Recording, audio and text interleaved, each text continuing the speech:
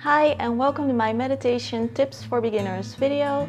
If you're new here, welcome to Simple Happy Zen. I'm Vera and this is already one of my favorites because I know that a lot of people who start out with meditation experience the same kind of problems or difficulties, and it can be easy to just give up. But with these tips, I'm sure that will be very helpful and will bring you further on your way. So let's start with tip number 1. So tip number 1 I think is very important, and that is to find some balance in your pose. And I think most people experience difficulties with this, especially in the beginning. We think of meditation and we see this perfect lotus shape that you have to be in for hours, and it's just not a comfortable pose for most of us. And in fact, it doesn't even matter a lot which pose that you take. It matters that you're comfortable in it. So choose a pose that is comfortable for your body. You can just sit on a chair or on the bed or on the floor, and you can just sit in cross-legged position. Anything really that supports you, that supports your body, and that you can have a straight spine in. That one's actually important for your meditation, to be able to sit up straight. So if you have to support your hips a little bit, sit on a pillow or on a chair, that's perfectly fine.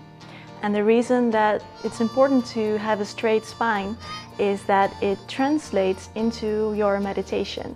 So find balance in how straight your spine is while you meditate. And with this I mean, don't sit too slumped down. Because if you do, chances are that your meditation will become like that as well. So, too casual, not aware enough. But also don't try to force your way into, this really straight spine, because it's just not comfortable. And it will also translate into your meditation becoming too forced, and people can even experience headaches when they do this. So just find some pose that's really easy for you to be in for a while. Tip number 2 is don't try to get somewhere. And with this I mean you try to sit down and you think, okay, I'm going to meditate for this amount of time and I want to accomplish this or that, or I want to feel this or that, and you try to get there. But meditating is actually a really great practice at just being mindful of what's happening and accepting whatever goes on. So if you try to get somewhere, you basically close yourself off for any other opportunities to feel or experience something. So just let it wash over you and accept where things are going.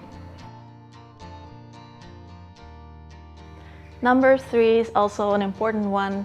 Meditation takes practice, and it works best if you practice regularly. It doesn't matter if it's every day or every other day.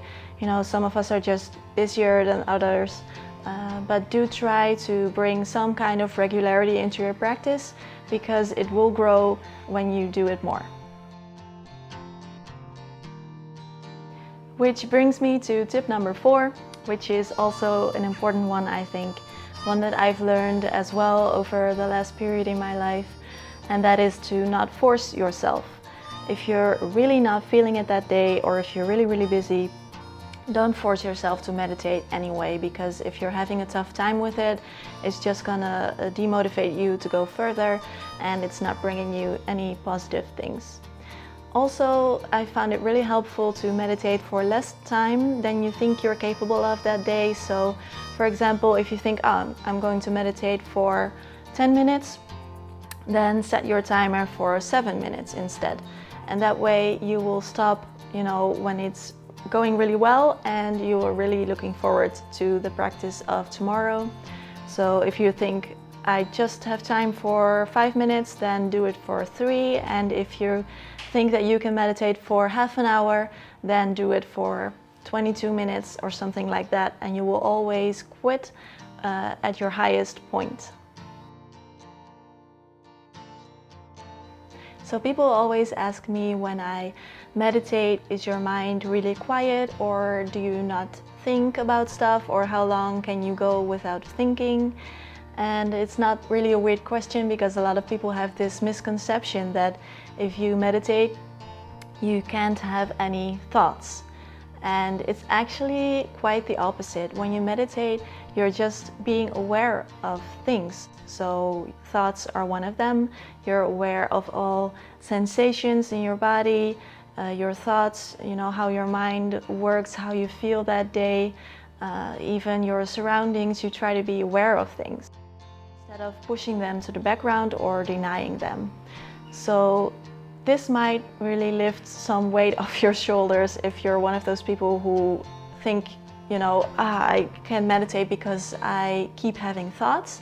That's perfectly normal. Just observe your thoughts and, don't try to follow them through, but just see them, observe them, and, see them pass as well.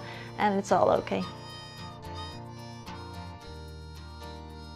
So if you recognize this, then you're not alone. A lot of people, when they meditate, they start to think, gosh, how long have I been meditating for? Maybe 2 minutes, 3 minutes, I don't know. Should I continue or should I quit? And it's really distracting, these kinds of thoughts. So really practical tip, set yourself a timer. Set it for the amount of time you want to meditate. And you know that you don't have to worry about how long, how much time has passed, how much you still have to go. You can just rely on the fact that you set a timer and not worry about these things. And it will really calm your mind that way. It's not easy to meditate when you have constant distractions. So when you have children or pets or a partner walking around in the house, or your phone starts to ring all the time, it's not easy to meditate. So find a place where you can be alone for a little while. It doesn't matter where, it doesn't have to be a really lovely space, just somewhere where you can be alone and you can rely on the fact that you will not be disturbed for as long as you want to meditate. And if you don't have any place like that in your house, you can always use the bathroom. A lot of people say that when you meditate, you have to sit in the same position for the entire length of your practice, and if you have an itch, you just have to ignore it, or if your leg goes to sleep, then tough luck. And that's not the way that I learned it. In fact, if you walk into a room with a lot of monks meditating, you'll definitely see some of them moving around a little bit and scratching an itch or repositioning their legs, and that's actually fine. It's also a great way to practice being aware of things. So when you have an itch, for example, you're aware of the sensations that you feel, and when you scratch it, you're also aware of the relief that you feel now that the itch is gone. So just, if you have a problem, fix it, it's okay. And if you're one of those people who is having a hard time just being still because you're a very busy person, then do try to not to fidget too much. So really be mindful of the fact that you're sitting still, and that's fine too. So this is actually an interesting one, because a lot of people, when they meditate, they say that they cannot do it because whenever they sit down, their mind starts to race even more. They have even more thoughts than they're used to, and they just think that they're unable to meditate, when in fact it's quite the opposite. Your mind is just doing what it's usually doing. It's just doing its job, creating thoughts. But right now you're being aware of them, and you're being aware of the sheer volume of thoughts racing through your mind. And that's not a bad sign. It's really a good sign that you're noticing this. And so don't be afraid. Just, notice them. Don't get lost in your thoughts, but just notice them coming and going. And it's perfectly normal.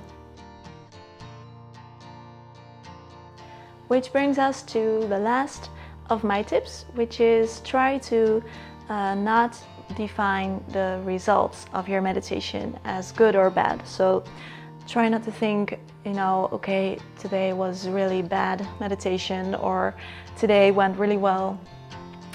It's just going how it's going, and that's okay. With practice, the mind will become more at ease, calmer, and you will find that the mind becomes more pliable, and that's all fine. You'll get there eventually, so try not to define the results as good or bad. There is no such thing as a bad meditation.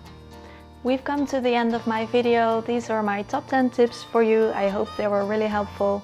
If you like this video, give it a thumbs up and subscribe to my channel if you want more. And now I also have a question for you.